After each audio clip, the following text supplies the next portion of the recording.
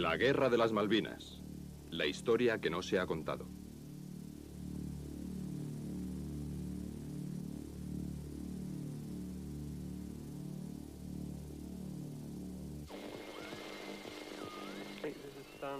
Habla Stanley, la emisora de las Islas Falklands.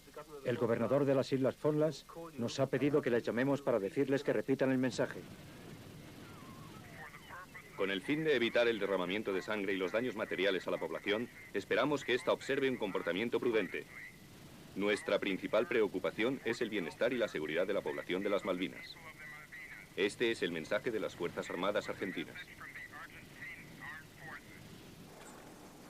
A las 4 de la madrugada del 2 de abril de 1982, las cámaras de la Marina Argentina ruedan su invasión de las Malvinas.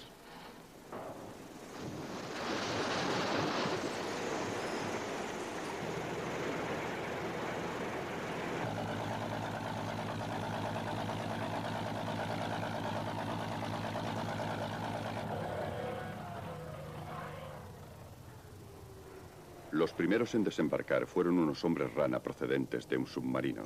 Les siguió el grueso de las fuerzas de ataque.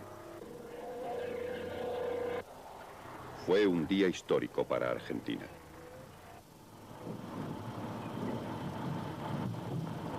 Por supuesto, como argentino me sentí muy emocionado y también como profesional, ¿no es cierto? Como argentino porque ser protagonista de la recuperación de las Islas Malvinas tanto tiempo, ¿no es cierto?, en manos inglesas, me llenó de orgullo. Aquí la emisora de las Islas Falklands. Tenemos una llamada de Alistair Griff. Alistair, si no he entendido mal, ha visto varios vehículos, ¿no? He mirado con las cortinas echadas y solo he podido ver humo. Así que no sé lo que ha ocurrido. Pero ha habido unas detonaciones muy fuertes. Tiembla todo, es inquietante, por decirlo suavemente. Se oyen disparos de ametralladoras y también de armas pequeñas. ¿Y desde dónde nos está informando, Alistair? ¿Está de pie, sentado o cómo? Estoy tumbado en el suelo, hijo. La situación en estos momentos, como tal vez hayan oído, es que esta emisora acaba de ser tomada. Hay 3 argentinos. Un momento, tenemos todo grabado en 2 cintas. ¿Sí? Para la población. De acuerdo, un momento. Señor, un minuto. Si me quita la pistola de la espalda, transmitiré las noticias. No pienso hablar con una pistola apuntándome en la espalda. Todo el mundo estaba muy desmoralizado. Evidentemente no sabíamos si nos iban a matar o qué iba a ocurrir. Reconquistadas por Argentina. Todo el mundo sabía que allí había un régimen militar y lo que habían hecho con su propia gente. Querían las Falklands. En fin, ignorábamos qué futuro nos esperaba.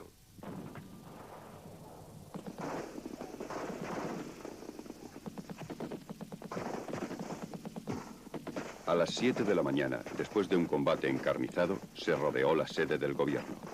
En las inmediaciones de la casa del gobernador, muy próximo, tomo por sorpresa a 2 Royal Marines que estaban cuerpo a tierra con su equipo y armamento. Otro Royal Marine trata de llegar a la línea de Ibustrine que está frente a la casa de gobernación, por lo cual también es cubierto por el fuego de mi ametralladora y lo hago avanzar hacia donde yo estaba.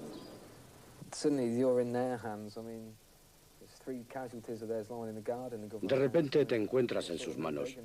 En fin, había 3 muertos suyos en el jardín del Palacio de Gobierno. No sabías de qué humor iban a estar. A la posición la tratan a tiros. Así que cuando estás tumbado en el suelo, bueno, era bastante humillante.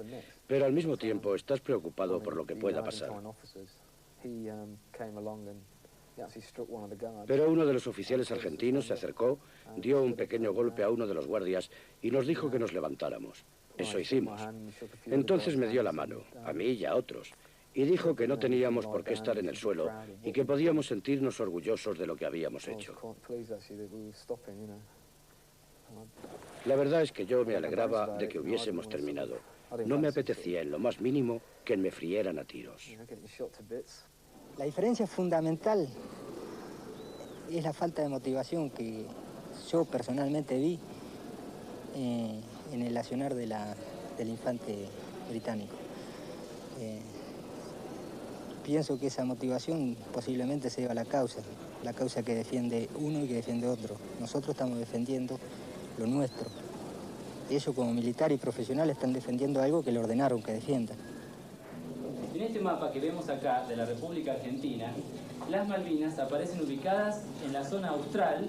Toda esa distancia que hay está separada por el mar. Ese mar que es el mar argentino y que está... En Argentina, las Malvinas representaron una causa nacional. En el colegio los niños aprenden que se ha perdido parte del territorio nacional, que Gran Bretaña les robó las islas en 1833. A los adolescentes les enseñan que las islas pertenecen a la plataforma continental argentina. La plataforma continental va a ser la prolongación del continente por debajo del agua. Volviendo a este afiche, desde el punto de vista sudamericano, las pretensiones británicas sobre las islas son absurdas. Incluso un dictador impopular sería aclamado si recuperara las Malvinas. Cuando se recibieron en Buenos Aires noticias de la invasión, la gente se volvió loca.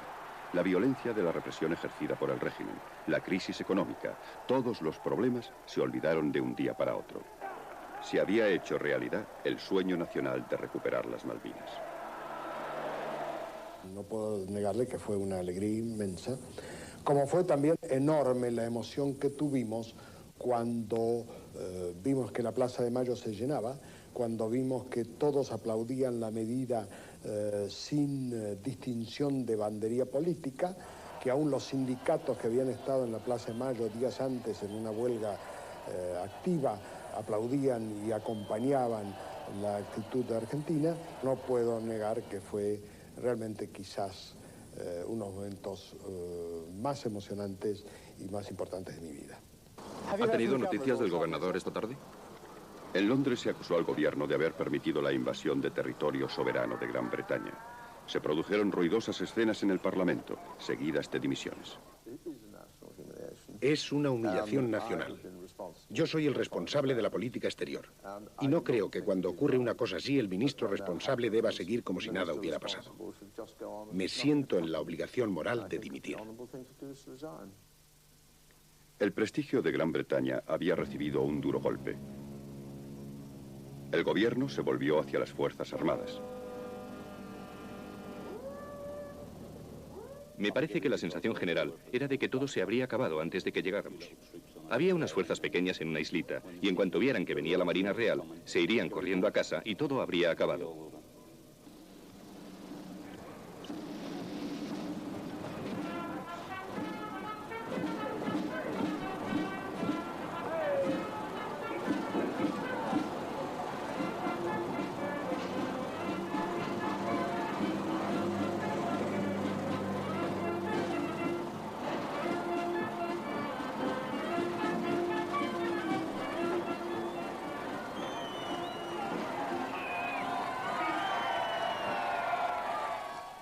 Pensábamos, ¿por qué habrán querido invadir algo que está en el Quinto Pino? Porque nadie sabía dónde estaban las Islas Falklands, y yo tampoco.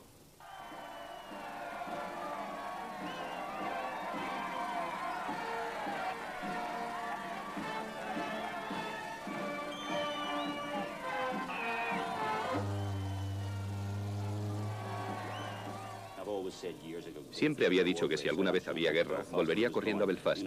A mí no me iban a meter en una guerra, de eso ni hablar. Yo no me había alistado para ir a la guerra, no quería ir. Pero pensé que debía ir. Los contribuyentes habían estado pagándome un sueldo durante muchos años y ahora me necesitaban. Nos necesitaban a todos.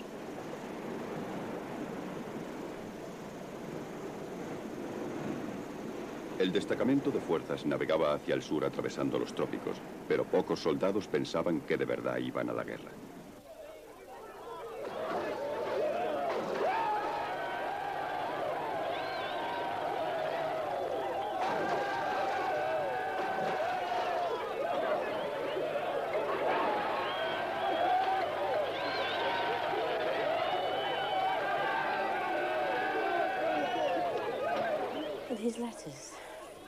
Por lo que contaba en sus cartas, estaba emocionadísimo.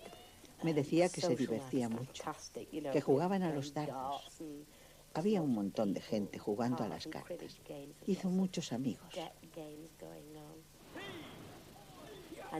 En una de sus cartas me decía, no importa lo que nos espere allá abajo, todo será soportable si sigue habiendo un ambiente tan bueno como el del barco.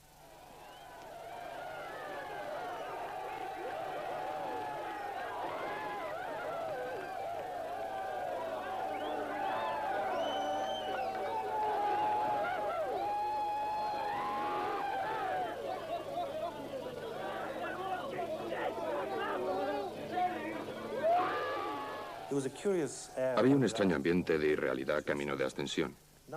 Ninguno creía de verdad que llegaría a haber una guerra. En BBC se hablaba de las maniobras diplomáticas que se estaban llevando a cabo. Estábamos convencidos de que habría un acuerdo diplomático y de que nosotros seríamos una extensión de aquella diplomacia.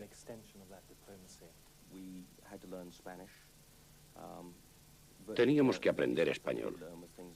Lo único que aprendimos fueron cosas como manos arriba y ríndase. No pensamos que fuera necesario aprender a decir me rindo o algo por el estilo.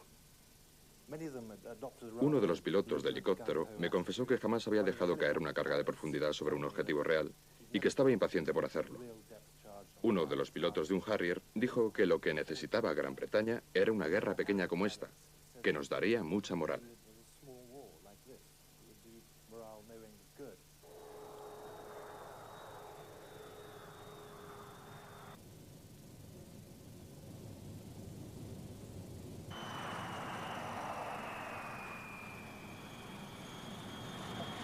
Las Malvinas se convirtieron en un campamento. Acudieron miles de jóvenes reclutas desde Argentina.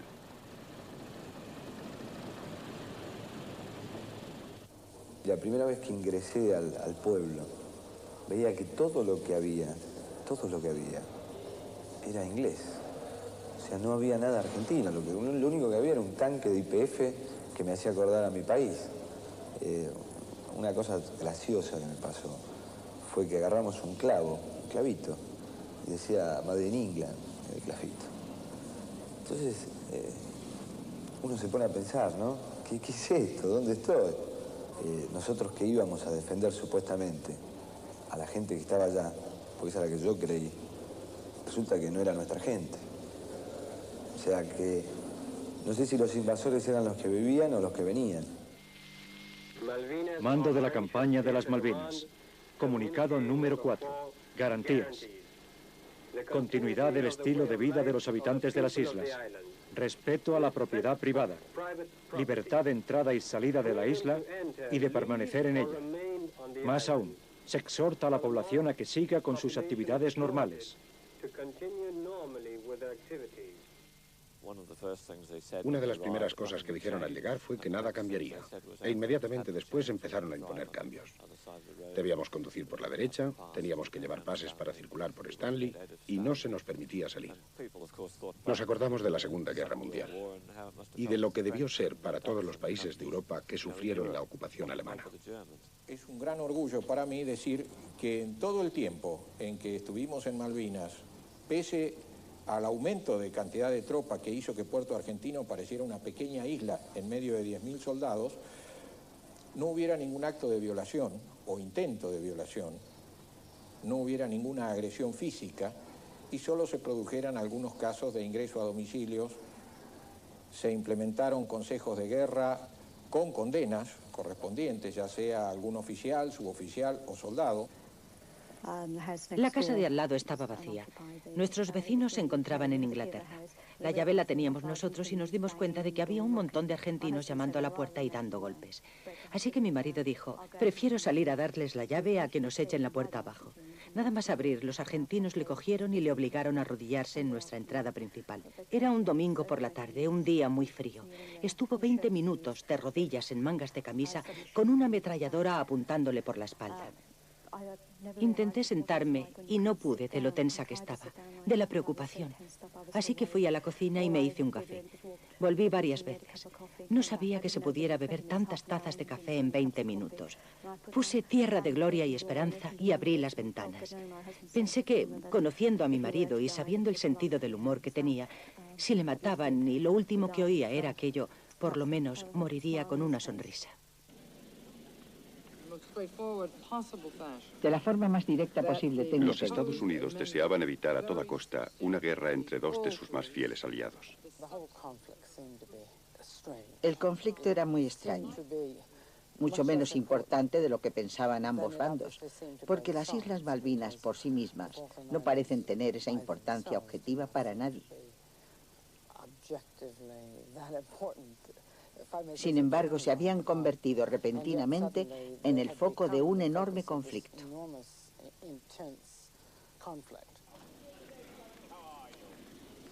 Alexander Haig buscó desesperadamente una solución negociada. A bordo del transportador de la paz se encontraba Davy Gomper. Naturalmente, el recuerdo más memorable que uno tiene de Londres es la señora Thatcher presidiendo el gabinete de guerra y representando a Gran Bretaña en las negociaciones. Permitía que los demás hablaran, que pusieran de manifiesto aspectos del asunto basándose en sus conocimientos. La última palabra siempre la tenía ella, y en algunos casos desautorizó explícitamente a algún miembro importante del gabinete.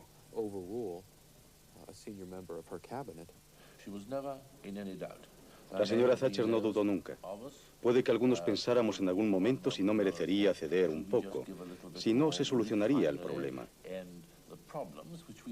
Algunos no nos habíamos planteado una invasión por barco en el Atlántico Sur. Pero la primera ministra estaba decidida. En Londres no nos encontramos con una actitud demasiado favorable a la negociación. Pensaban simplemente que un ejército extranjero había ocupado territorios que se encontraban bajo el gobierno de Su Majestad y que la cuestión era que aquellas tropas tenían que salir de allí, no en la negociación de las condiciones siguientes a la desaparición de las tropas. Esa fue toda la colaboración que recibimos de Londres.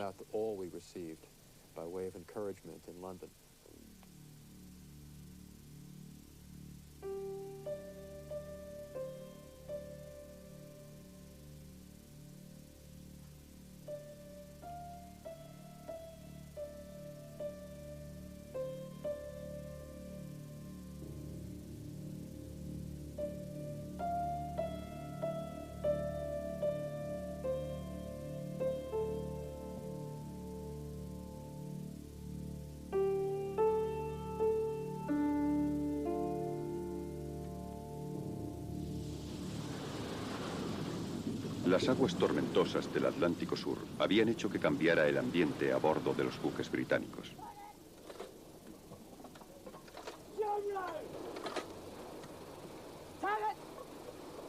Cuanto más se acercaban a las islas, más necesaria se hacía la preparación militar.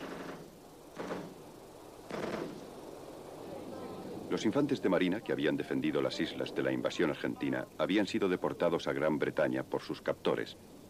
Ahora volvían como parte de las fuerzas de asalto.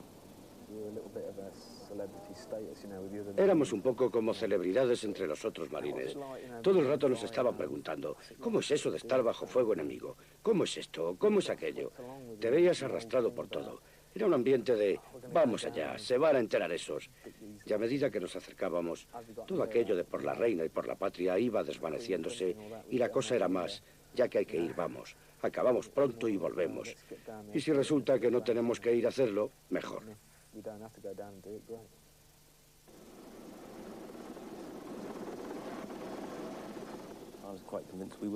Yo estaba muy convencido de que íbamos a luchar. Tengo demasiada imaginación para ser valiente o temerario o cosas de esas. El comandante John Kisley pensaba lo mismo que yo. Recuerdo que mirando una foto de la compañía me dijo, francamente, es triste pensar que algunas caras ya no estarán en la foto que se haga a la vuelta. Estuve un tiempo dándole vueltas. Después decidí escribirle una carta a mi mujer diciéndole lo mucho que la quería, lo que sentía por ella. Cosas que harían que me recordara, una canción, un sitio. Le di algunos consejos sobre lo que debería hacer si se quedaba viuda. Y me resultó difícil escribirle. La más difícil fue la que escribí a mi hijo. No la he vuelto a leer, pero estaba manchada por las lágrimas. Después de escribirlas, que ha sido lo más difícil que he hecho en mi vida, se las mandé a mi padre y le pedí que se las diera a ellos si yo moría. Al llegar a Buenos Aires, el transportador de la paz se encontró con una serie de contratiempos. Esta noche se nos ha hecho evidente que la tarea no será fácil. Pero lo que está en juego es tan importante que requiere el mayor esfuerzo posible de todos los participantes en estas conversaciones. Gracias. En las calles reinaba la euforia.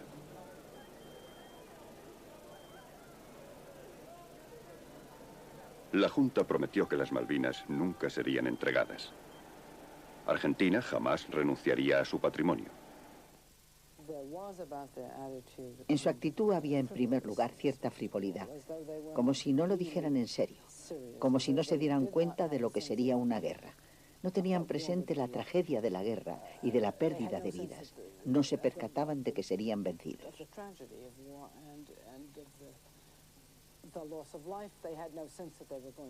Como yo les manifesté, lo más seguro es que resultaran derrotados.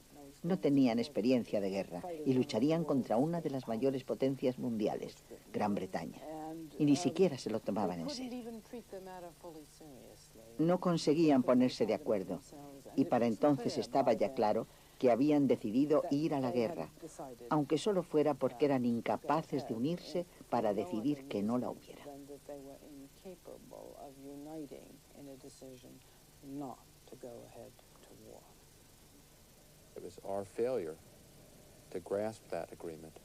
Fue nuestra incapacidad para conseguir un acuerdo, para conseguir que cuajara en Buenos Aires, que de hecho se había retirado frente al último obstáculo, lo que permitió que se reunieran las fuerzas y comenzara la matanza.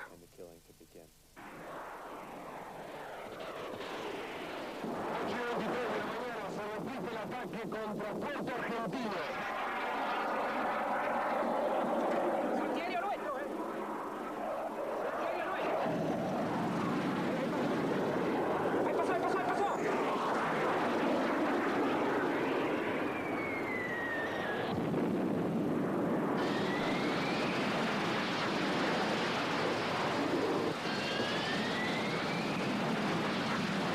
El 1 de mayo, las fuerzas navales y aéreas de Gran Bretaña atacaron las posiciones argentinas cercanas a Port Stanley.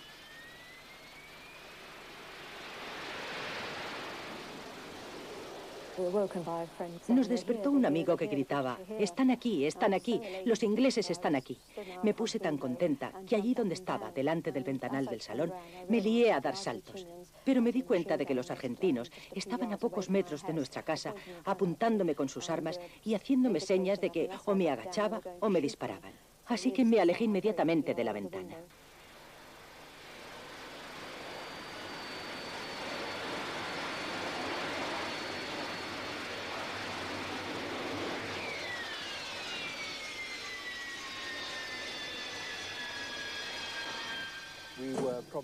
Tal vez estuviéramos demasiado confiados. El ambiente general era más o menos este. Les hemos dado un buen capón a los argentinos.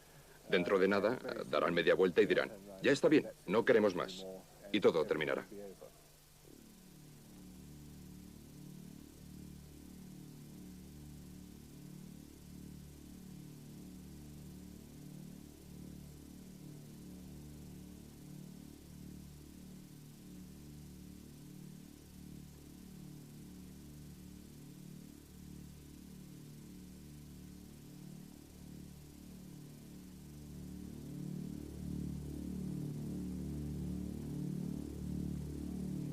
Argentina no estaba indefensa frente a las fuerzas de asalto.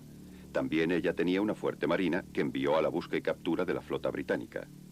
Había nuevos barcos de guerra equipados con misiles modernos, pero el más impresionante de todos era el crucero de la Segunda Guerra Mundial, Fénix, vuelto a bautizar en honor de uno de los mayores héroes argentinos, General Belgrano. Tripular el Belgrano era un orgullo, era el que todo profesional quiere, ya sea por su trayectoria, por lo que fue y era dentro de la fuerza.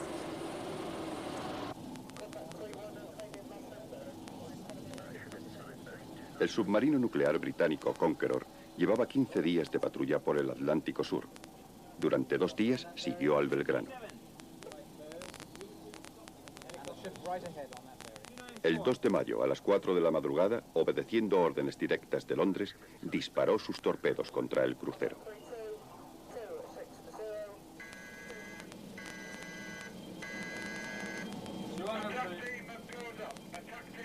2 dieron en el blanco. Esa primera explosión fue realmente la que causó la mayor cantidad de muertos en el buque. Hay que estimar del orden de 275 muertos por la propia explosión, onda expansiva, onda calórica, inundación progresiva de todos los compartimientos.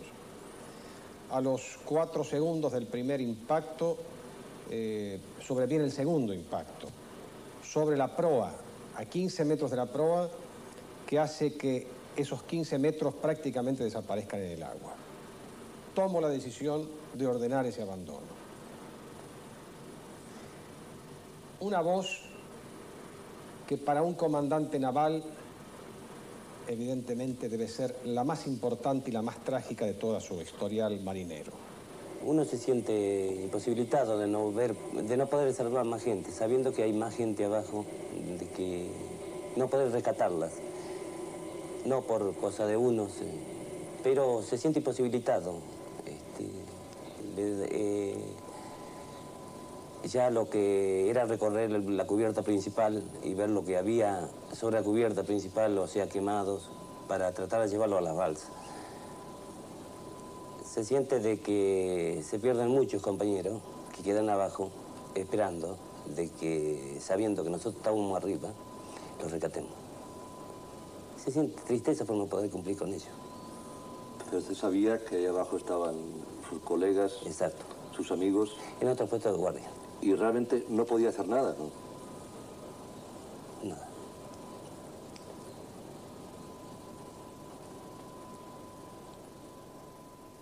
Arrastrados por fuertes vientos hacia el océano Antártico, los botes salvavidas del Belgrano llegaron a una zona donde la temperatura estaba bajo cero. 2 días después, algunos fueron recogidos por el buque Hospital Bahía Paraíso.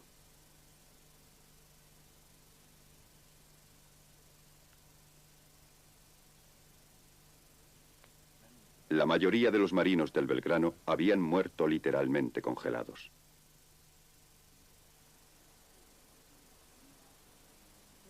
Venía sobre el techo de la balsa.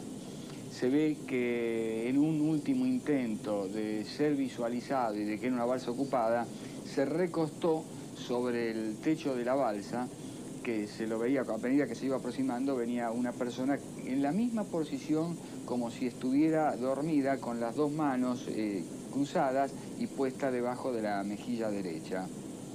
Venía tremendamente abrigado, prácticamente se le veía solamente la cara, con todo su equipo de abandono, el salvavidas inflado, y al trasladarlo a bordo comprobamos que había fallecido. Aquel oficial era el teniente Gerardo Sevilla. Tuve un llamado telefónico de mi hijo mayor. Me dijo, ¿estás escuchando noticias por radio? Le digo, no, tengo puesta la televisión. Porque están diciendo cada cosa, cada tontera, dicen de Radio Carvel de Montevideo. Yo no escuché nada, él no me dijo nada, me acosté, dormí.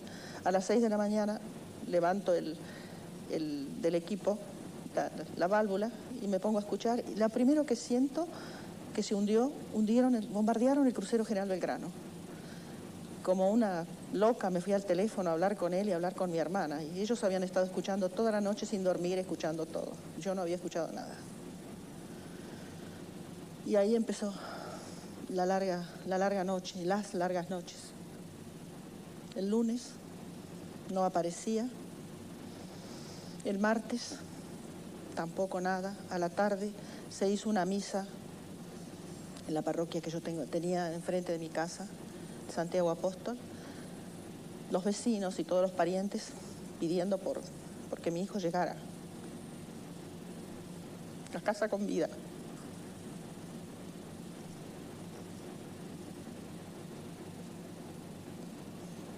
No fue así. Desgraciadamente no fue así.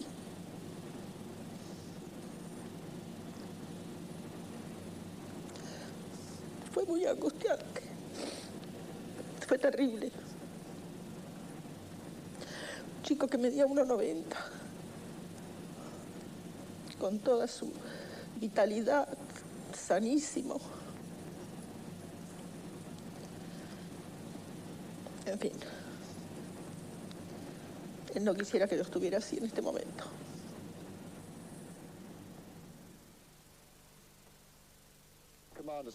Habla el comandante. Hoy hemos conseguido un gran éxito. Uno de nuestros submarinos ha torpedeado el crucero argentino Belgrano al sur de las Islas Falklands. La euforia por haber hundido un barco enemigo duró poco. La Marina Argentina estaba decidida a devolver el golpe.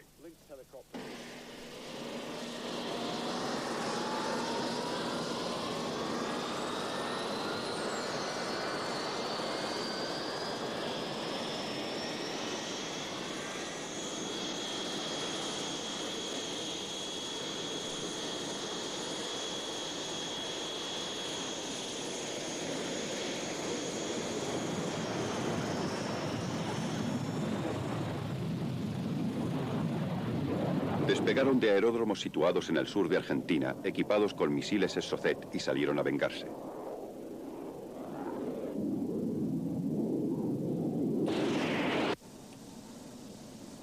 El buque Sheffield, muy adelantado con respecto al grueso de la flota inglesa, vigilaba la aparición de la aviación enemiga.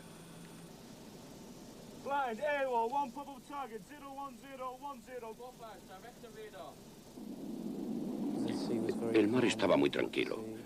Nosotros permanecíamos alerta. Vi que se acercaba algo que parecía un torpedo porque el mar brillaba y se movía. Así que dije que me parecía que había un torpedo. También el piloto escrutó la zona con sus prismáticos y me contestó: no, es un misil Exocet. El oficial de vigilancia y otros miembros de la tripulación del puente corrieron a ponerse a cubierto. Pero recuerdo que el segundo oficial de vigilancia y yo nos quedamos hipnotizados por el misil que se acercaba. Es asombroso ahora que lo pienso, pero la verdad es que lo miré hasta casi el momento del impacto. Después nos abrazamos y caímos al suelo.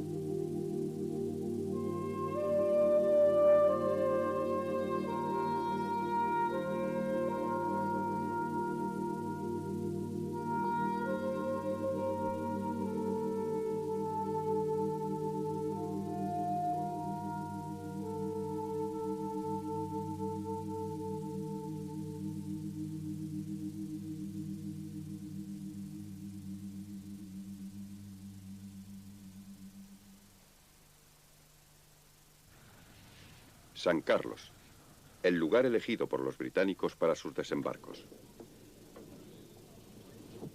El escuadrón especial de botes había estado vigilando la zona en secreto varias semanas. Quedaron sorprendidos de ver lo poco defendida que estaba. En fin, cantidad de lugares. Todo no se podía cubrir. El objetivo principal era Puerto Argentino y ahí había que concentrar los medios por las dificultades que teníamos de logística y de movilidad. Naturalmente a los argentinos los entrenaban los americanos o estaban influidos por las tácticas americanas como nosotros. Por tanto pensaron que si ellos hubieran estado en nuestro lugar habrían desembarcado en Stanley y que nosotros al seguir tácticas norteamericanas también desembarcaríamos cerca de Stanley. Nosotros no lo hicimos así. Aparte de otras cosas, eso habría causado un terrible número de bajas entre los civiles, algo imperdonable. No es así como los británicos hacemos las cosas. Preferimos enfocar estas cuestiones de manera más sutil. Subo a su puesto de observatorio, ya se había despejado un poco la bruma y no solamente estaba, ¿no es cierto?, la fragata que él describía, sino varios barcos importantes, más fragatas y decenas de helicópteros y lanchones que ya se estaban desprendiendo de las fragatas en dirección hacia terreno firme de la isla.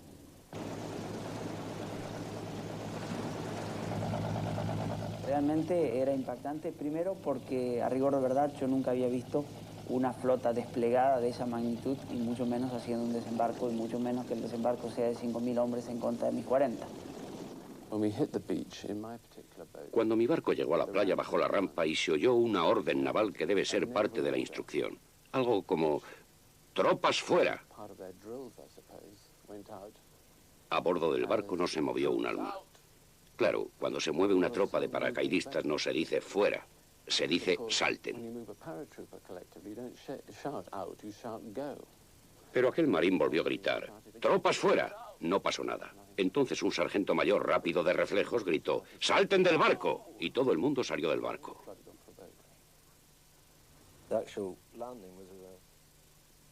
El desembarco fue un poco teatral en el sentido de que todos pensábamos que íbamos a la guerra, pero no hubo oposición. Así que allí tenías a 5 o 6.000 paracaidistas que bajaban gritando a la playa desde las lanchas de desembarco, sin haberlo hecho nunca. Nadie estaba acostumbrado a aquello. Durante un corto tiempo reinó el caos. Hubo que reagrupar compañías enteras para enviarlas cada una a su misión. Creo que si al principio de todo hubiera habido oposición al desembarco, habríamos tenido problemas. El general de brigada, William Thompson, temía que mientras desembarcaban sus tropas se produjera un ataque aéreo en San Carlos. Trató infructuosamente de avisar a Londres del peligro. Era muy consciente de que era responsable de la vida de un gran número de hombres. Así pues, envié una comunicación a Londres que decía: naturalmente, procederemos al desembarco porque esas son las órdenes que hemos recibido. Pero deben saber que si nos atacan por aire y el enemigo tiene éxito, sufriremos un gran número de bajas. Los políticos jamás deben dar a entender a los consejeros militares que temen demasiadas bajas, porque si lo hacen, inducirán a los comandantes a la prudencia, cuando es probable que la prudencia no sea lo indicado.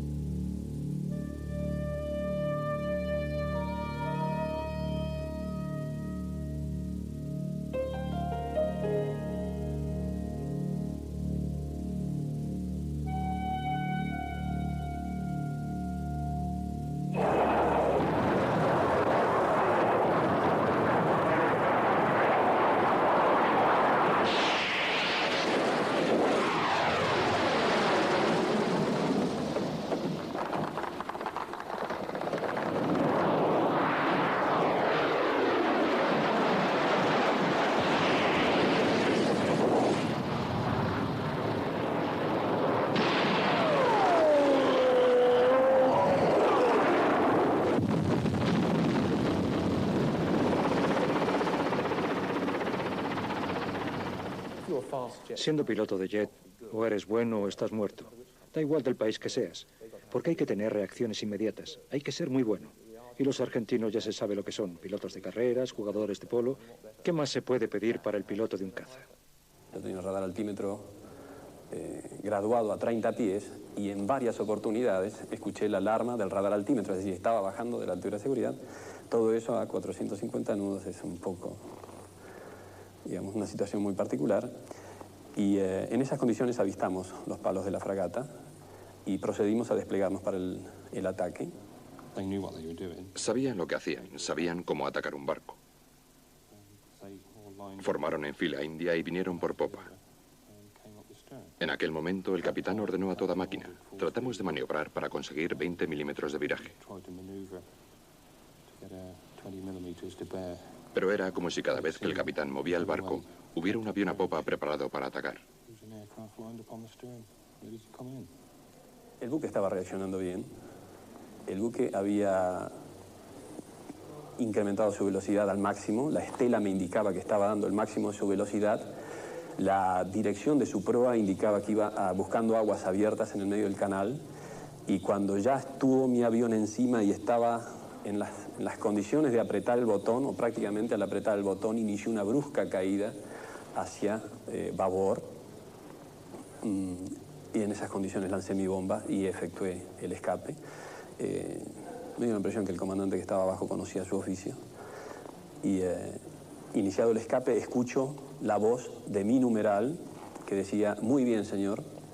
Eso me indicaba que de mis bombas algo había andado bien. El piloto Mike Crabtree iba muy callado mientras volábamos sobre la colina entre el humo. Atrás veíamos lo que estaba ocurriendo. Olimos el humo del incendio y cuando nos acercamos por babor y nos asomamos a ver, jamás lo olvidaré.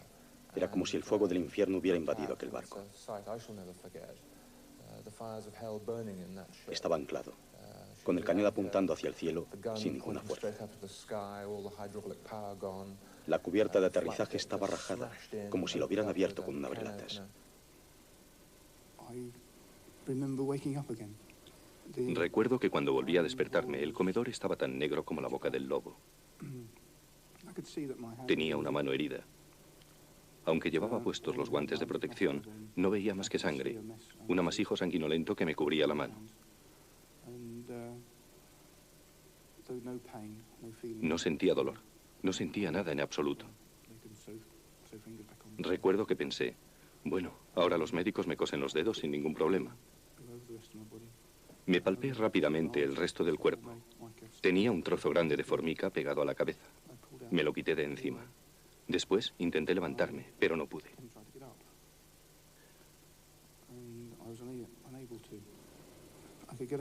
Conseguí ponerme a 4 patas, pero aún así era incapaz de andar. Algo me lo impedía.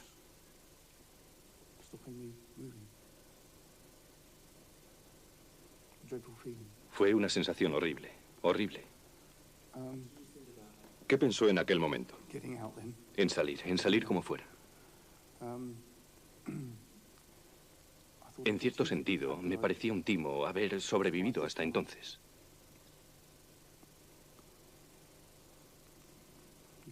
Uno reza. De pronto, oí que alguien se movía entre los escombros. Un compañero vino hacia mí y me dijo: ¿estás bien, compañero? Yo le contesté: sí, anda, quítame eso de la espalda. Estaba tan oscuro que no pude ni verle.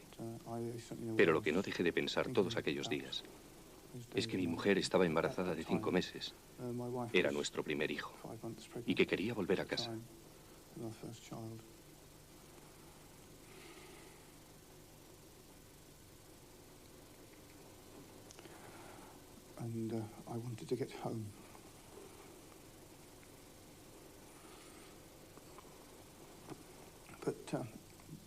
De repente, como por arte de magia, el barco debió virar y nos llegó una bocanada de aire fresco.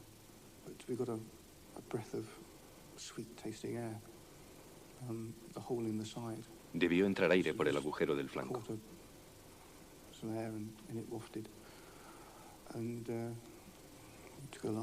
Respiré hondo y me dirigí como pude hacia popa.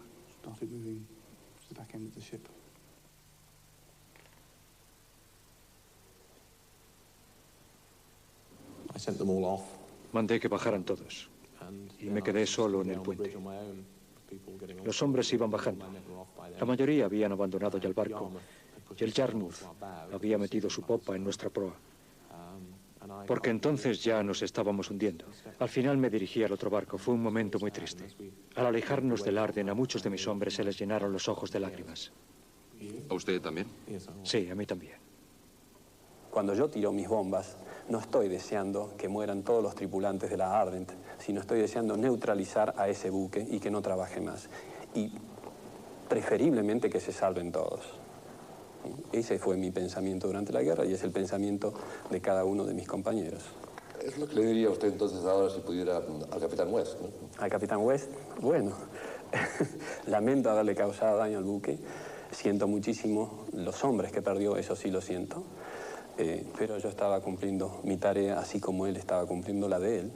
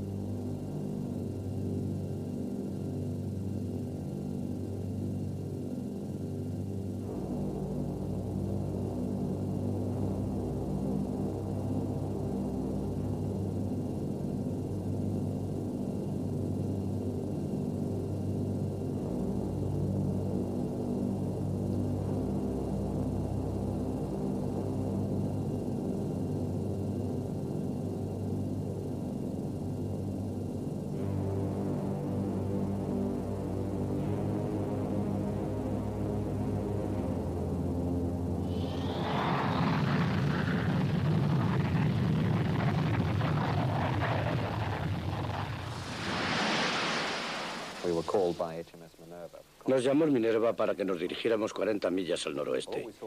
Lo único que vimos fue un Pucara pilotado por un tal mayor Tomba. Le di en el primer ataque, le arranqué media ala izquierda y le incendié el motor derecho. Había dado en el blanco. Me alejé pensando que aterrizaría, pero no lo hizo. En ese momento miro el ala de mi avión y veo un agujero de bastante tamaño, parecido a una rosa con los pétalos abiertos. Miro hacia arriba y veo 2 Harrier más. El avión seguía volando, es decir, estaba perfectamente comandable, había vibrado todo el avión, pero si los comandos reaccionaban, los motores funcionaban bien. Aquella vez me acerqué más despacio. Bajé los alerones para que descendiera el morro del avión, lo que me permitía apuntar mejor. Estaba pendiente de la altura de la proa de mi avión. Me coloqué bien y le disparé una ráfaga larga. El motor de babor se incendió, saltaron trozos del fuselaje trasero y la cabina dio una sacudida. Y siento otra ráfaga, es decir, el avión sigue vibrando, se prende fuego un motor y ya los comandos respondían muy débilmente. Momentos más tarde ya, al accionar los comandos, siento que los comandos no responden, que el avión prácticamente se había prendido fuego y en ese momento me eyecto, cayendo muy próximo al avión, entre 40 y 50 metros del avión, y caímos prácticamente juntos.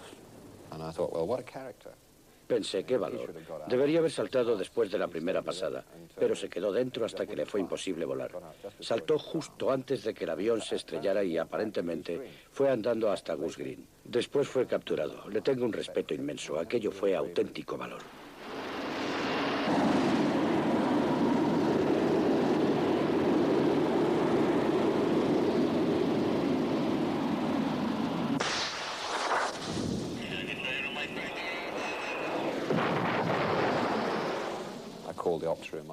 Después de derribarlo, llamé a la sala de control y les dije, más faena, es decir, si había algo más que hacer. El tipo me dijo, espere. Y yo, ¿cómo que espere? Bueno, me contestó. La verdad es que nos acaban de ametrallar con un arma de 30 milímetros. El compañero que se sienta frente a mí ha perdido la cabeza y a mí me han dado en el brazo. Todavía estoy aturdido. Me sentí culpable. Me disculpé. Pero a los 7 segundos volvió a llamarme y me dijo, creo que tienen trabajo en el norte.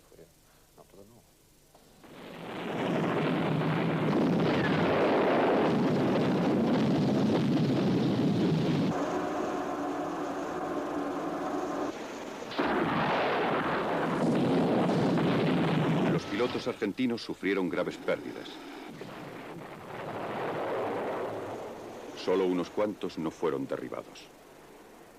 Personalmente pensaba que me iban a tirar al agua, claro, porque esa era uno estando prisionero, digamos, la psicosis que uno tiene es totalmente cambiante. Ahí me colocan boca abajo, me sacan el equipo y me apuntan, digamos, con un fusil.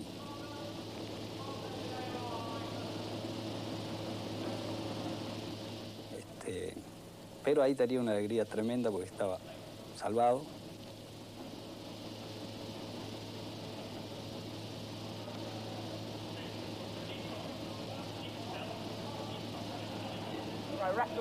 Envolverle con unas mantas. Vamos a sacarle. Venga, venga.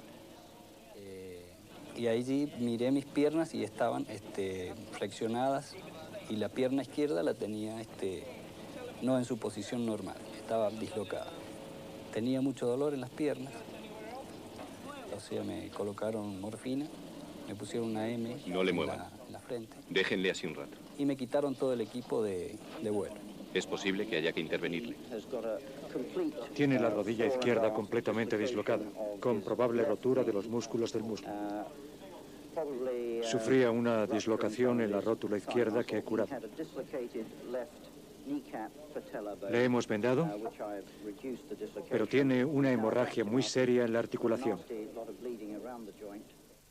Allí, antes de entrar, pienso que el capitán Holly también me dice: tú serás un herido más nuestro. Y en realidad me sentí así, o sea, no en ningún momento me sentí prisionero. Por supuesto, prisionero porque estaba en poder en manos británicas, pero no por el trato. Aunque fueron derribados muchos aviones argentinos, las fuerzas de asalto siguieron siendo vulnerables a los ataques aéreos. El 25 de mayo el Atlantic Conveyor sufrió el impacto de un misil Exocet. Cuando llegamos encontramos a un capellán de la misión del Marino Mercante de Manchester sentado en su coche delante de la puerta, esperándonos en la calle. En cuanto vi la insignia azul que llevaba en la solapa pensé, ha pasado algo. Me dijo, ¿puedo pasar a hablar con usted?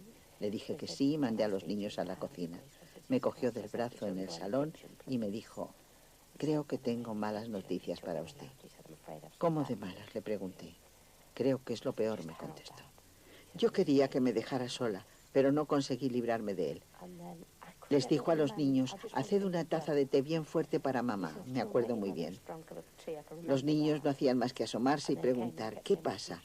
Les dije que se callaran, que ya se lo contaría después. Al final se fue y yo se lo dije a los niños, claro. ¿Cómo se lo explico? Les dije simplemente que habían atacado el barco y que su padre había muerto. Me mandaron la copia de un mapa que decía, Frank Fox fue enterrado en el mar el miércoles 26 de mayo.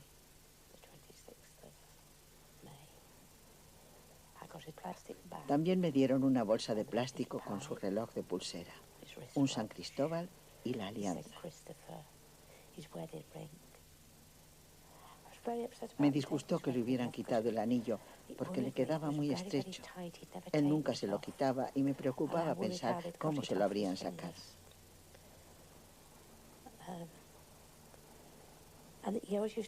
Tenía la costumbre de llevar una gorra bien metida en la cabeza para que no se le manchara el pelo de aceite.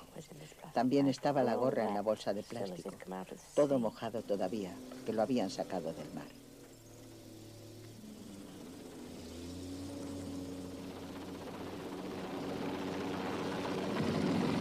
Para las fuerzas atacantes de San Carlos, la pérdida del equipo que se encontraba a bordo del Atlantic Conveyor supuso un serio contratiempo. Pero Julian Thompson recibió órdenes de Londres de continuar la guerra. Veía claramente que en aquel momento Londres tenía necesidad política de una victoria, de que se viera que estábamos haciendo algo, que estábamos ganando. Creo que a muchos de nosotros nos preocupaba no poder salir de San Carlos, quedar bloqueados allí después de haber logrado una cabeza de playa.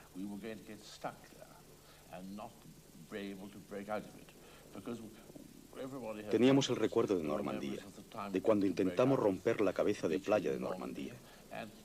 Volviendo a las Falklands, no era una zona muy grande, pero el quedar confinados en una zona muy pequeña nos crearía toda clase de problemas.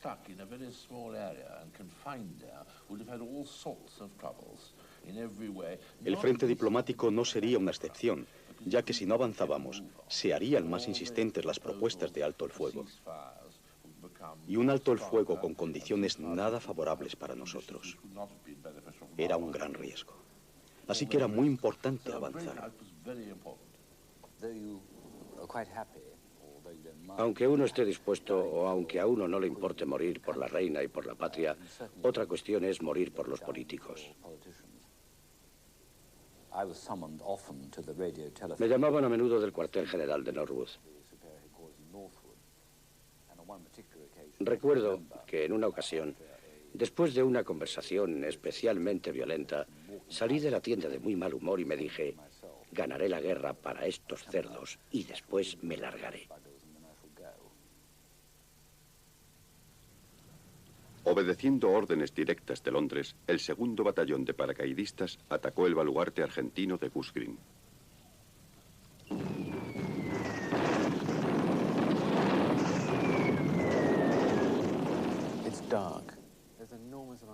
Estaba oscuro, había un ruido enorme.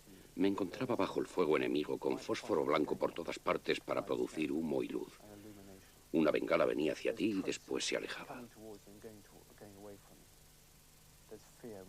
El miedo te corría por todo el cuerpo. Te ibas acercando a las trincheras, lanzabas granadas, disparabas con el fusil. Combatías salvajemente cuerpo a cuerpo con la bayoneta. No tenía nada que ver con cualquier experiencia anterior. Se trataba de matar y nada más.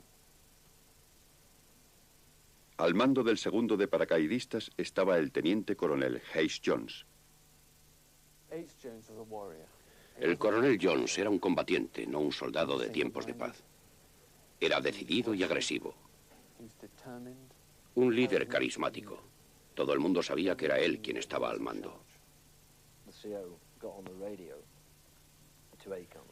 El oficial al mando llamó a la compañía A y les ordenó que avanzaran, que prosiguieran, cosa que ellos no podían hacer. Jones dijo: no pienso aguantar esto, y decidió unirse a la compañía A. Decir que se le subió un poco la sangre a la cabeza es decir poco. Cuando decidía que había que hacer algo, había que hacerlo. Uno no se para a pensar lo que dice un oficial al mando cuando da una orden. Tú obedeces. Después o mientras tanto, a lo mejor piensas: condenado idiota. Pero antes te levantas y obedeces. El oficial al mando dijo: nos uniremos a la compañía A y subiremos a la cima. Así que nos unimos a la compañía A y subimos a la cima. Una vez allí estábamos en una posición algo mejor, pero el oficial, cuando llegamos, siguió corriendo. Yo pensé: allá vamos. Y de repente uno que tenía detrás gritó: cuidado, hay una trinchera a la izquierda. Le grité: cuidado, a su espalda, porque vi lo que iba a pasar. Una de dos: o me ignoró o no me oyó. Creo más bien que ignoró mi advertencia y cargó colina arriba para neutralizar la trinchera contra la que yo estaba disparando.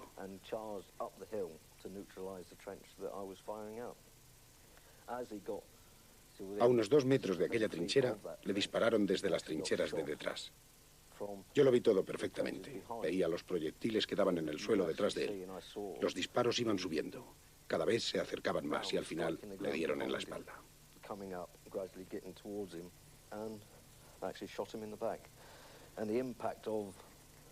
El impacto de las balas le lanzó a la trinchera hacia la que avanzaba.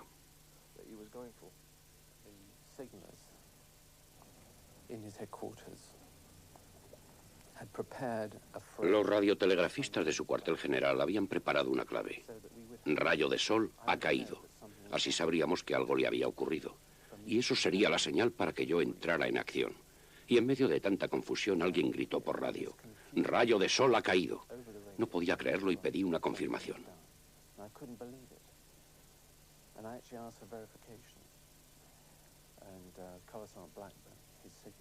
El sargento Blackbird, su radiotelegrafista, volvió a gritar: rayo de sol ha caído, por el amor de Dios. Entonces me invadió una sensación de miedo y aprensión. ¿Lo haría bien? ¿Qué hago ahora? ¿En qué situación estarán allá arriba? Eso fue lo que me pasó por la cabeza. Lo que me dejó un poco atontado fue que uno nunca piensa que se vaya a morir el oficial al mando. Y lo de que el oficial al mando tome una posición enemiga de frente es de chiste. Nunca piensas que va a ocurrir de verdad.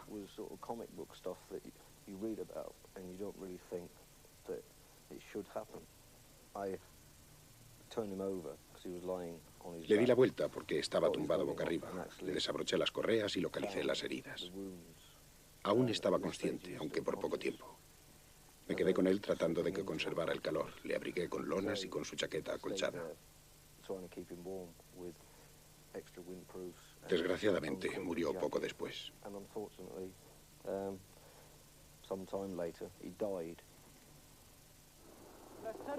Teniente Coronel Jones, Capitán Wood, Capitán Dent, Teniente Barry, Cabo Sullivan, Cabo Pryor.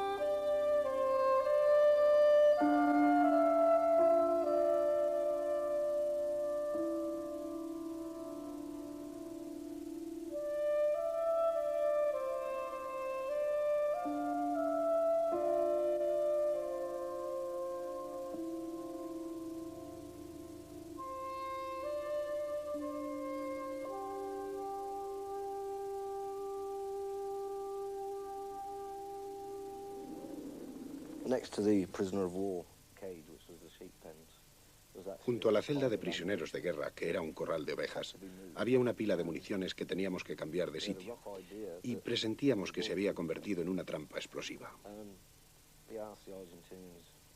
Les pedimos a los oficiales argentinos que movieran las municiones por su propia seguridad. Ellos destacaron hombres y oficiales para que ayudaran a mover aquello, que eran proyectiles de artillería y municiones de mortero. Según los estaban quitando, se oyó una detonación. Había una trampa explosiva. El soldado que estaba junto a la trampa se vio rodeado de llamas y de explosivos. Lo único que se pudo hacer por él fue dispararle. No pudimos llegar hasta él. No era humanamente posible hacer nada más, solo ahorrarle aquellos sufrimientos.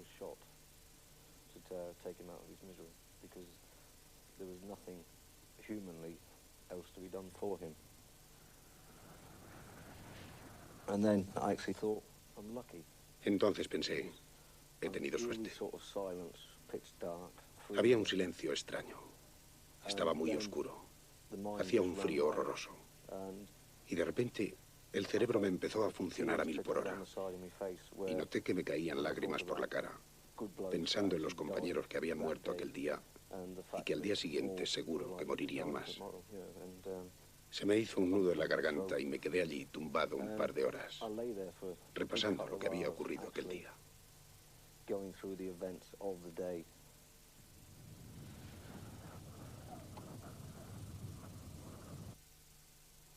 Para preparar el avance sobre Port Stanley, se enviaron refuerzos a San Carlos.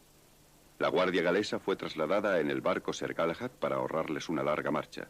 Su destino era un lugar llamado Bluff Cove. Debido al mal tiempo, el Sir Galahad fue desviado de su rumbo hacia una pequeña ensenada llamada Fitzroy. El mayor Southey Taylor quedó espantado al ver llegar el barco. Atestado de tropas y a plena luz del día, había un gran peligro de sufrir un ataque aéreo de Argentina. Intentó que los hombres abandonaran el barco inmediatamente y se pusieran a salvo en la costa, que solo se encontraba a unos 200 metros.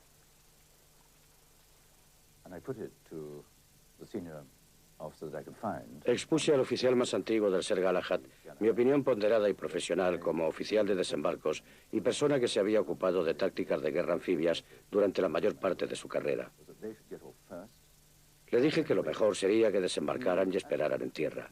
Él me contestó tajantemente que su destino era Bluff Cove y no Fitzroy. Yo le dije de forma igualmente tajante que no pensaba llevarle a Blavkov a la luz del día en un vehículo. Desgraciadamente se demostró que yo tenía razón, porque pocas horas después hundieron uno de los navíos.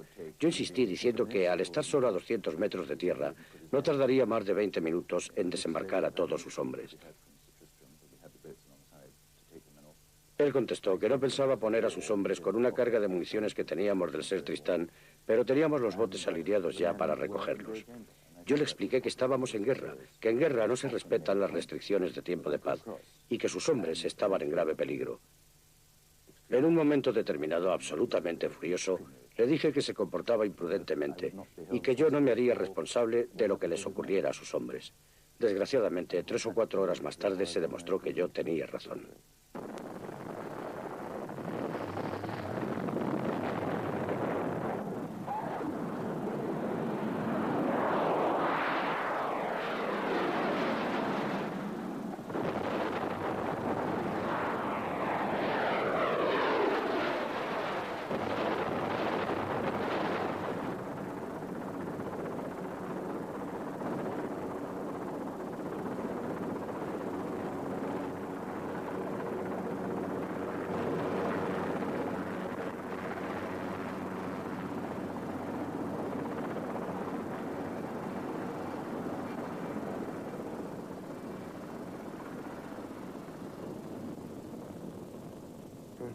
Había cadáveres, gritos, sollozos. El barco era una enorme bomba incendiaria.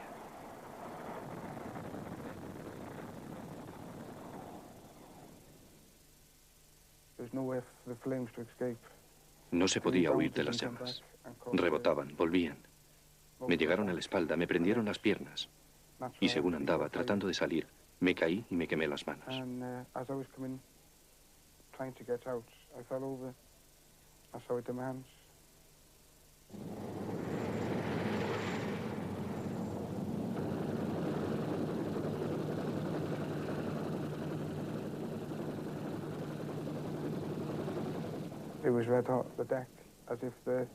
La cubierta estaba al rojo vivo, como si un herrero hubiera estado forjando el metal. Para mí era como estar viendo doble. La piel de la mano se había desprendido y echado hacia atrás.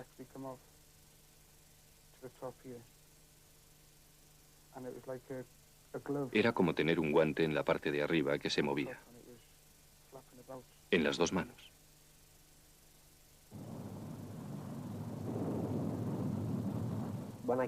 No sé cuánto tiempo estuve sin conocimiento, pero no pudo ser demasiado.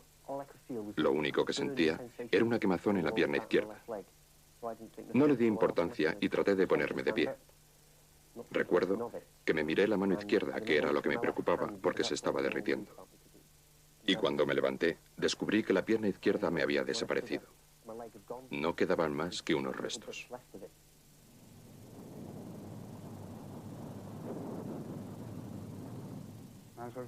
No veía más que heridos, probablemente amigos míos, pero tenían la cara negra y el pelo quemado.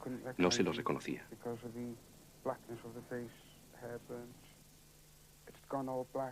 Se había vuelto todo negro. Borboteaba y se estaban formando costras.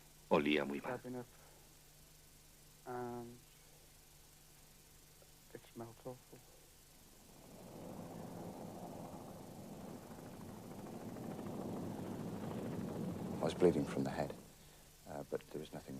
Me sangraba la cabeza, pero no era una herida demasiado grave.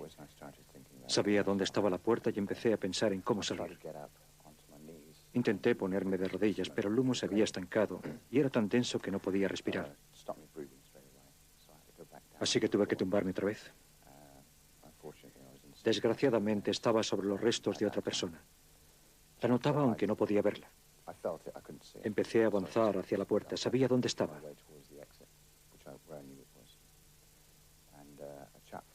De pronto llegó un grito desde el fondo de la habitación. El tipo gritaba que había perdido la pierna.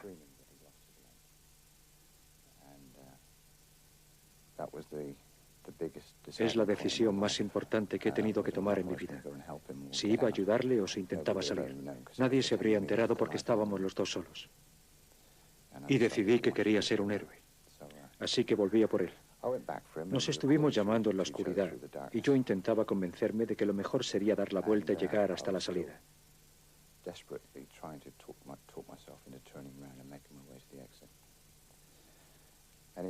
En fin, a Kevin Warfoot lo encontré por casualidad. Debí tropezar con el muñón de la pierna, porque al momento salió un puño de la oscuridad y me pegó un buen golpe. Kevin estaba enloquecido, era evidente. No podía encontrar la morfina mía ni la suya. Estaba desconcertado. La llevábamos colgada del cuello, una cosa que se llama un nipón.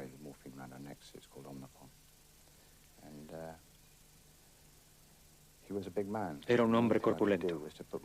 Lo único que pude hacer fue pasarle los brazos por debajo de los suyos y empezar a arrastrarle por el suelo hacia donde yo sabía que estaba la salida. Los sillones y los asientos se habían convertido en barricadas.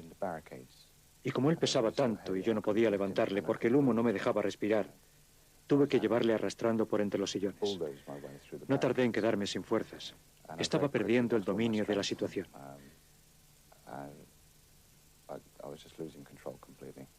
Habíamos recorrido las 3/4 partes del camino cuando tuve que susurrarle que tenía que dejarle allí y salir a buscar ayuda.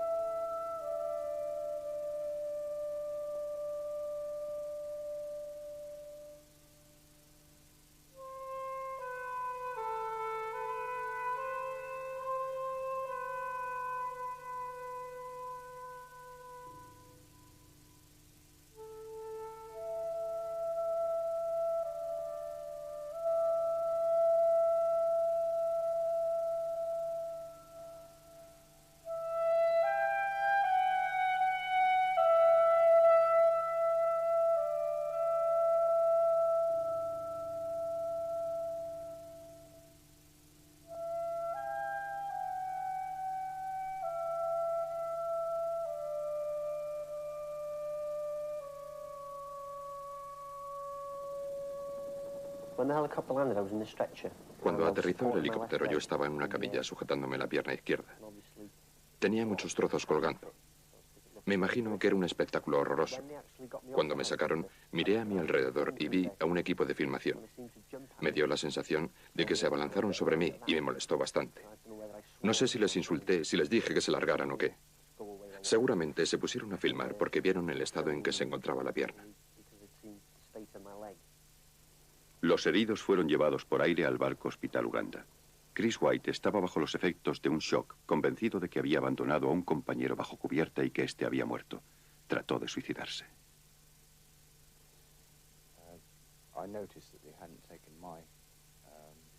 Me di cuenta de que no me habían quitado la ampolla de morfina, que estaba sujeta a la placa de identificación. Así que me la inyecté en el pecho, apuntando al corazón.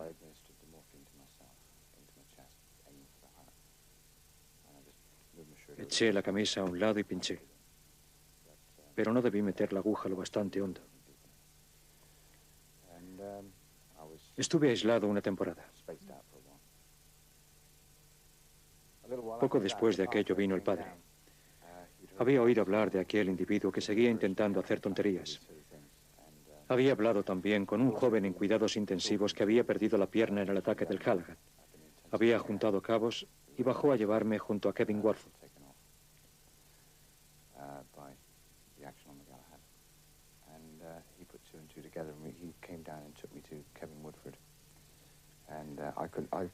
Yo no pude reconocer a Kevin porque la primera vez que le vi, como ya he dicho, estábamos a oscuras. Nos miramos, nos echamos a llorar y se acabó. Fue una sensación increíble. Todas las víctimas de quemaduras fueron atendidas en lo que antes era un imperio de oficiales a bordo del Uganda. Había un terrible olor a quemado. Cerca de la sala de oficiales había una galería muy pequeña que olía como si hubieran quemado una tostada. Abrías la puerta y te encontrabas con 40 camas de caras negras. Te quedabas horrorizada. Te entraban ganas de cerrar la puerta y salir corriendo. Pero pensabas, Dios, tengo que ocultar el horror que se me ve en la cara.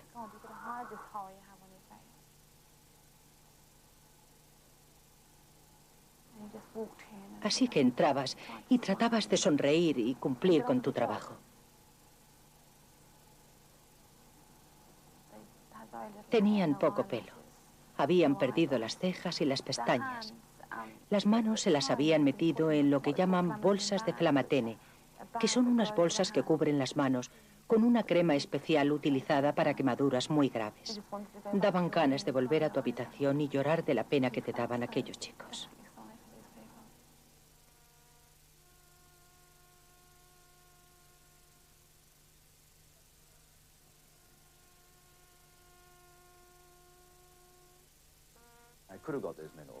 Podía haber desembarcado a aquellos hombres en 20 minutos. Era incuestionable.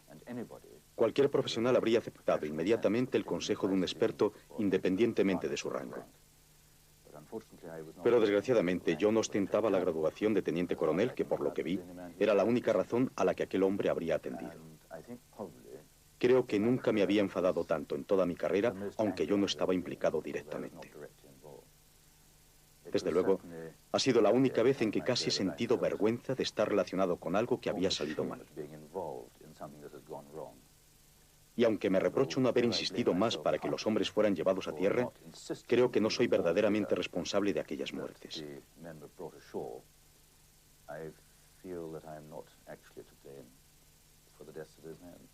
Pero aún sigo obsesionado después de 6 años. De San Carlos a Port Stanley hay 95 kilómetros. Las tropas británicas tuvieron que recorrerlos andando.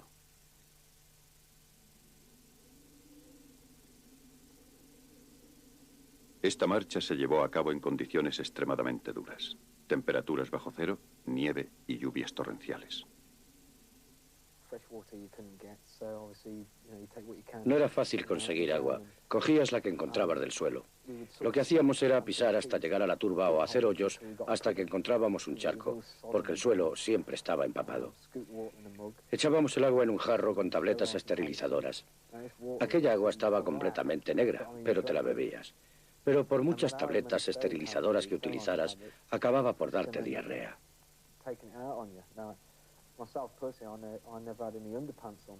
Yo nunca llevo calzoncillos, pero cuando llegamos a Port Stanley había muchos más que tampoco los llevaban porque, bueno, se les había soltado el vientre.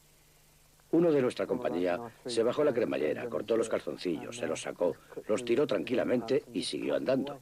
Tampoco podía hacer otra cosa. El doctor dijo que, como estábamos perdiendo líquido, lo único que se podía hacer era beber mucha agua. Y claro, otra vez a beber aquella porquería.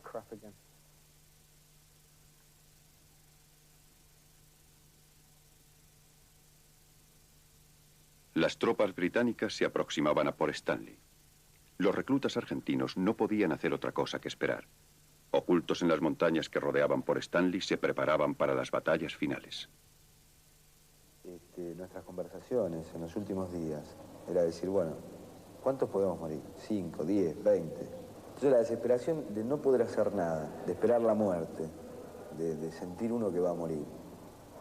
Entonces uno se empieza a replantear todo lo que hizo en la vida. Y como nosotros teníamos 19 años, ¿qué podíamos haber hecho? También para los británicos fue una espera angustiosa.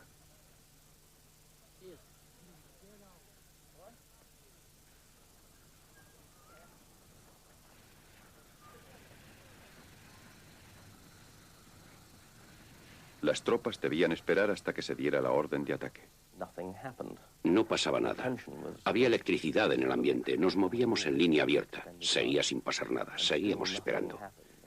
Al cabo de un tiempo se notaba una sensación general de alivio. La gente empezaba a pensar, se han marchado a escondidas, ya no están. Y justo cuando empezábamos a creérnoslo de verdad, el horizonte se iluminó repentinamente con una especie de mar de destellos blancos.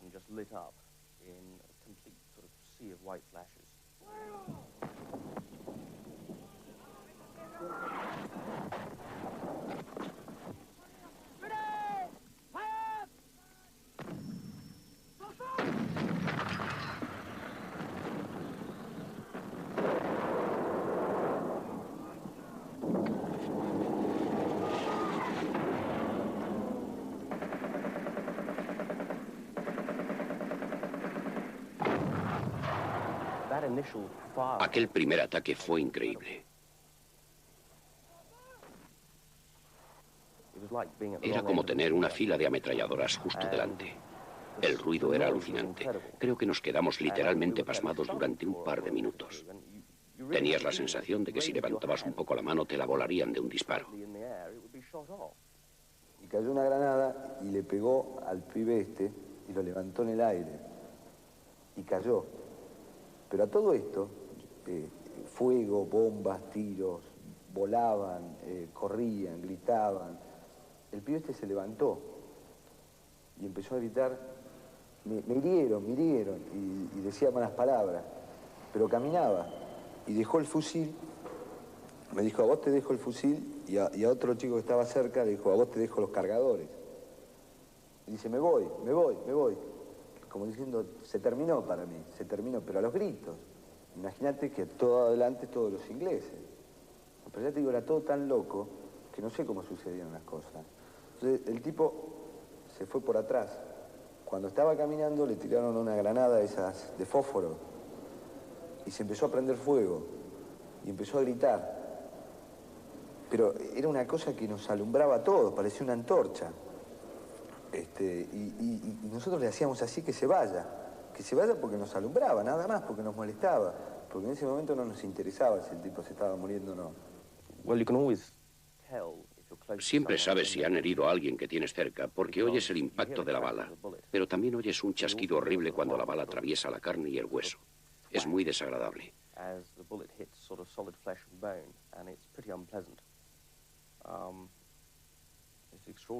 Es un sonido increíble, macabro. Aunque no lo hayas oído antes, sabes instintivamente de qué se trata. Uno de mis soldados, que tenía ojos de gato, vio un enemigo y oímos el chasquido cuando la bala hirió al argentino. Hubo un momento de silencio y después aquel hombre empezó a lanzar unos gritos desgarradores. Gritaba llamando a su madre y había un silencio total en ambos bandos. Los dos nos quedamos escuchándole. Estoy convencido de que en cierto sentido estábamos tan espantados como los argentinos. Era un ruido horrible y siguió incesantemente. Terminé de cargar y me levanté. Y cuando me levanté, tenía un tipo adelante. Ya me habían llegado. Y disparó. Y me disparó a la cabeza. Entonces, yo me acuerdo cuando me disparó a la cabeza, caí. En una forma, no sé, pero parecía cámara lenta. Y quedé tirado ahí. Y yo creo que creyeron que estaba muerto. O sea, lo que pasó es que el disparo no me pegó justo acá. Sino se fue por la corredera y me pegó acá atrás. Y me di cuenta que tenía todo. Entonces dije, uy, estoy vivo. Entonces giré, no sé ni cómo, pero agarré para atrás. En vez de seguir adelante, salí gateando para atrás. Y me quería parar y no podía, Hasta que llegué a la punta de la montaña y podía ver todo el valle. Todo el valle era un infierno. Yo creo que era lo más horrible que puedo haber visto en mi vida, porque era todo bomba, fuego, ametralladora, gritos, corrían, era toda una cosa, y yo veía todo medio confuso, me daba vuelta todo, y me quise parar, y cuando me paré, me caí.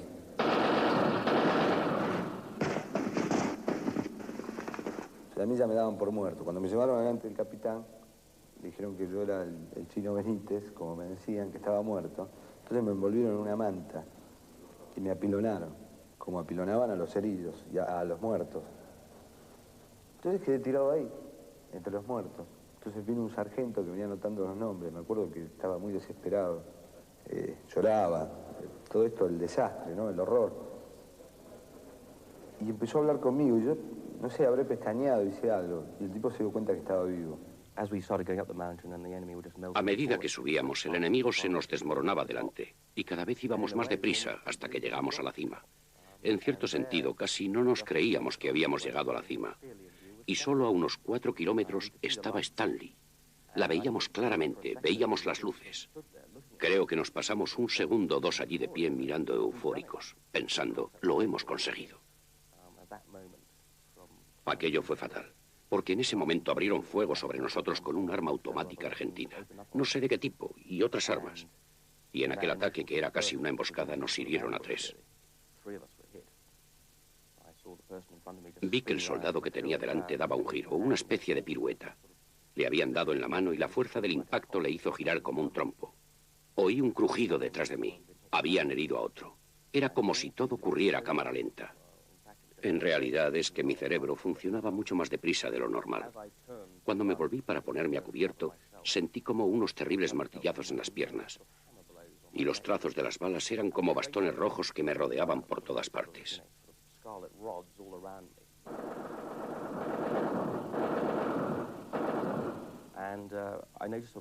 Me di cuenta de que las piernas, sobre todo la derecha, estaban ya bastante rígidas. También sentí como una quemadura. Fue una sensación breve que me recorrió el músculo del brazo derecho. Bajé la mano derecha para tocarme la pierna y me metí 2 dedos en la carne hasta los nudillos. Entonces fue cuando me di cuenta de que me habían herido.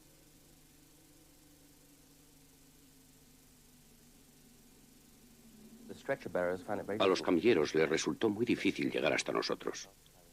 Al final lo consiguieron y empezaron a bajarnos. De pronto me encontré tirado a poca distancia de la camilla en medio de un silencio absoluto. No oí la explosión. No sé si perdí la conciencia un momento o qué. Me di la vuelta y los camilleros estaban despedazados. Por lo menos uno había quedado completamente destrozado. Fue realmente espantoso. No podía dar crédito a mis ojos. Los británicos seguían avanzando hacia Stanley y los argentinos dejaron atrás a sus muertos tendidos en el campo de batalla. Enterrarlos no fue tarea fácil.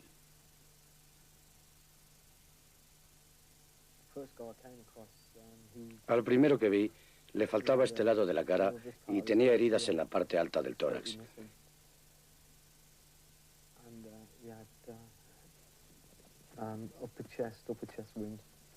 Le quité la placa de identificación y mientras tanto yo no paraba de hablar. No hacía más que decirme, venga hombre, tengo que quitarle la placa de identificación. Eso es, ya está, vamos.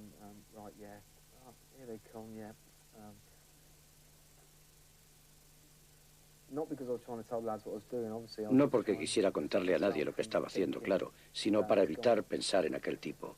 Porque, ya sabe, encuentras una cartera en el bolsillo y hay una foto con la mujer y los chicos y...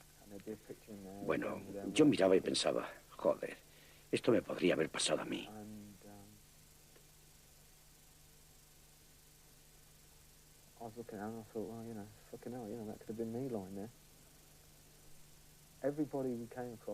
Todos los que vimos estaban retorcidos. Se veía la agonía. Se habían enterado y bien de que se morían. Porque tenían las piernas retorcidas, los brazos. Encontramos un oficial argentino herido, una herida en la tripa. No me acuerdo de quién la encontró.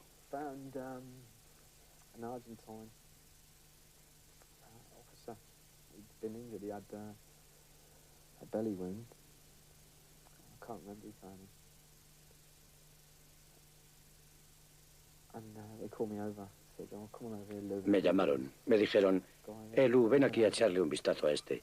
Fui para allá, se puso a hablarme en inglés y me dijo que no sabía por qué estábamos luchando ninguno. I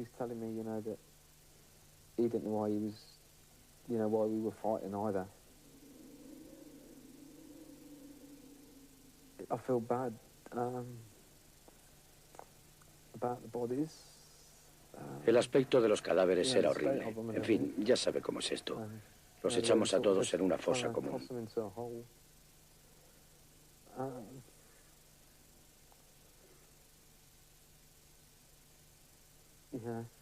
Eran unos críos. Y aquel oficial herido, ojalá no hubiera sabido inglés. En fin, se murió.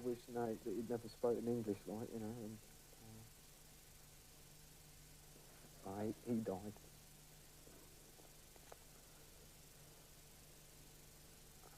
¿Podemos parar un momento?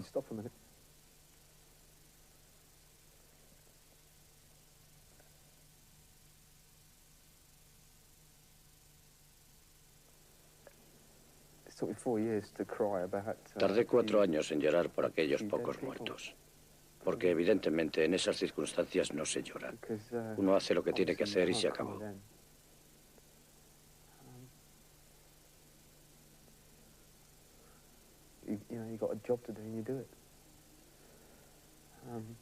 Sigo pensando, todavía hoy pienso, ¿por qué lloro?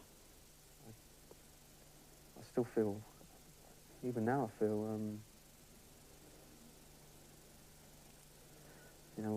why am I crying? Or what?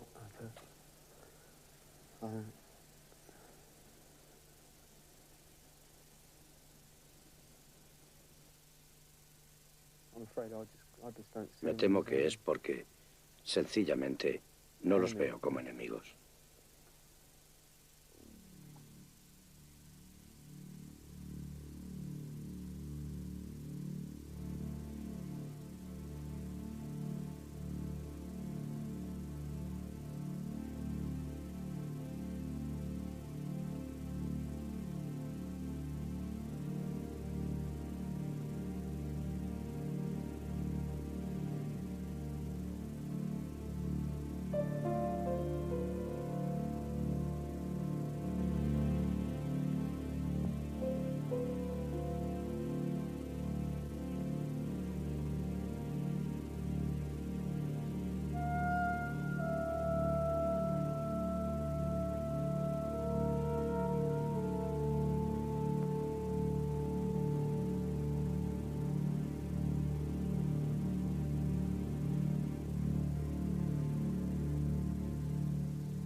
Entonces hay una toma de conciencia de que ya no queda nada por jugar.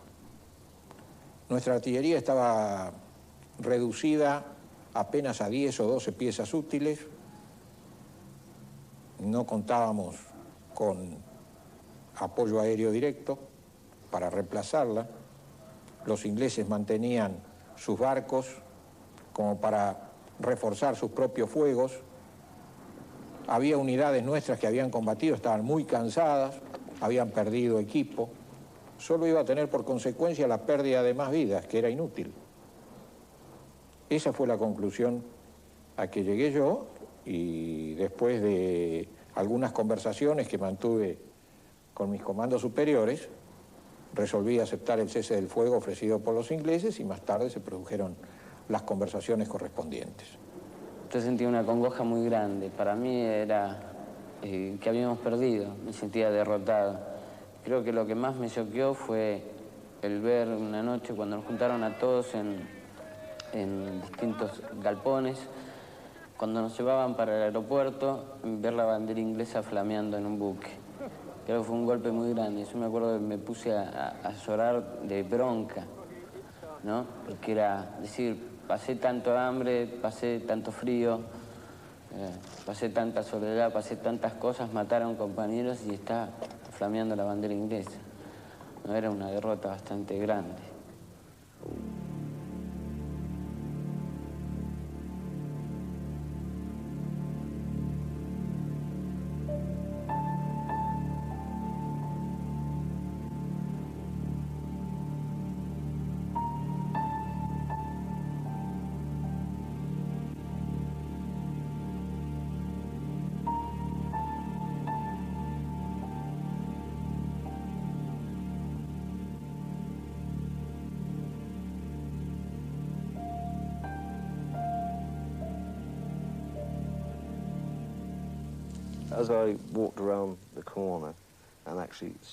Cuando doblé el recodo y apareció Stanley, lo que pensé fue, maldita sea, ¿merecía la pena? Olía mal, estaba sucia. No era esa la idea que yo tenía de Stanley. Aquello era un caos. Estaba sembrado de armas y municiones. Te encontrabas cadáveres por las calles. La mitad de los edificios tenían una cruz roja pintada y flotaba un inconfundible olor a muerte. Al final nos metimos en un piso de arriba de una casa requisada que compartimos con una de las compañías del segundo de paracaidistas.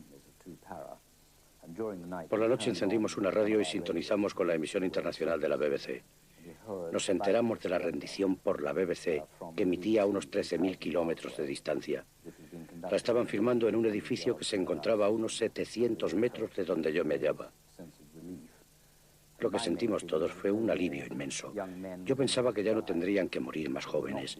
No era como ganar un partido de fútbol o algo así. Era una inmensa sensación de alivio porque todo había terminado y podíamos volver a casa.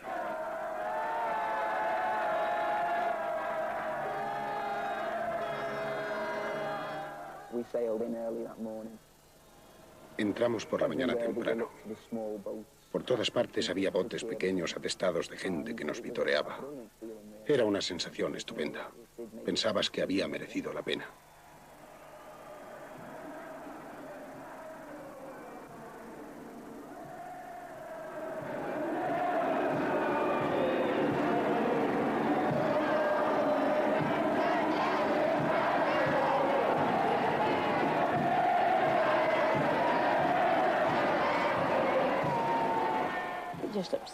Era amargo.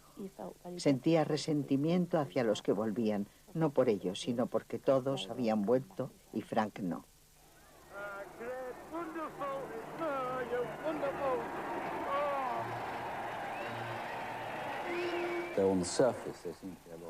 Aunque aparentemente todo eran vítores, creo que el volver a casa fue una experiencia personal bastante deprimente para muchos de nosotros. En el fondo, no queríamos dejar el ambiente en que habíamos pasado tanto tiempo con nuestros compañeros, con nuestros amigos, con gente que conocíamos, para entrar en un mundo lleno de gente que no sabía lo que habíamos pasado, que tal vez interpretaban mal lo que había ocurrido y se alegraban de la victoria por razones falsas. Y en cierto sentido, era reacio a bajar de aquel barco entre unas cosas y otras.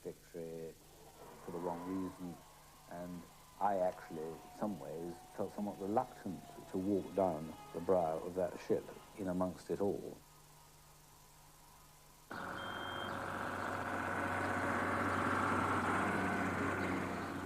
A su vuelta a Buenos Aires, los reclutas se encontraron con que la vida seguía igual que antes de la guerra.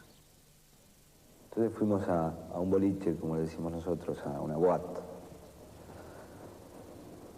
Y me acuerdo que cuando entré, digo, bueno, no debe ser tan alegre el lugar por lo que pasó. Y me acuerdo que fui a la barra del lugar a tomar una cerveza. Y todo el mundo se divertía como si hubiésemos ganado el mundial. En las caras de la gente no había nada, no había pasado nada. Acá en la Argentina nunca pasó nada. Entonces uno se pregunta, ¿a cuántos padres de familia maté? ¿O a quién maté? ¿O para qué los maté? ¿Sirvió de algo? ¿Lo hice por la patria? ¿Qué es la patria? ¿Son ustedes? Los que hoy sonríen, bailan, mientras nosotros sufrimos.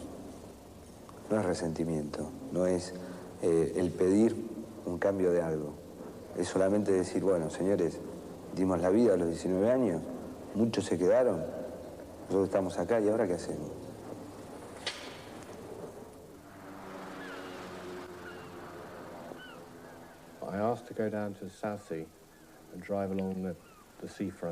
Quise bajar al South Sea y recorrer el paseo marítimo antes de volver a casa.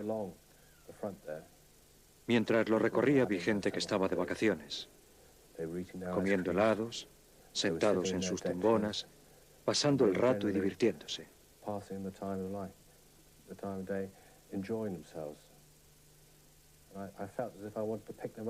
Me dieron ganas de agarrarlos, sacudirlos y decirles, mirad, hay guerra, están matando a la gente. Y me di cuenta de que para ellos la guerra era algo que pasaba a las 8 de la mañana cuando cogían el periódico o ponían la radio, o a las 9 de la noche en el telediario.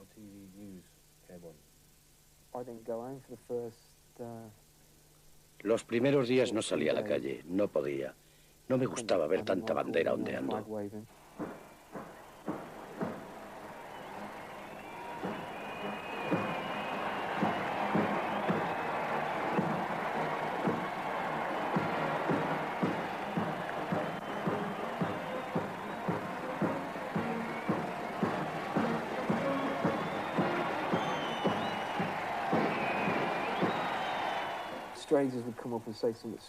Se te acercaban desconocidos a decirte estupideces como ¿mataste a alguien? O te daban palmadas en la espalda, te invitaban a cervezas y tú les seguías la corriente un rato. Sí, claro que estuve allí con toda la panda, pero nunca les dices lo que de verdad fue aquello. Al final lo que cuentas es lo que sabe el público inglés en general.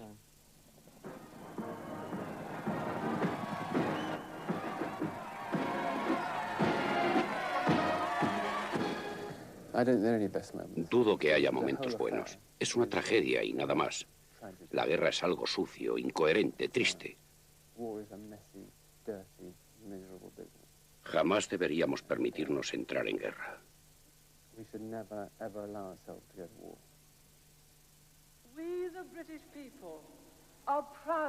El pueblo británico está orgulloso de lo que se ha hecho.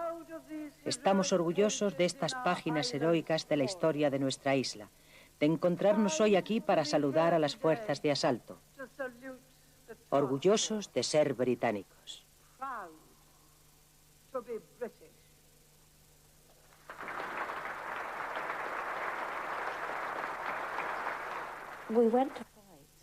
Fuimos a luchar porque habían invadido el territorio británico.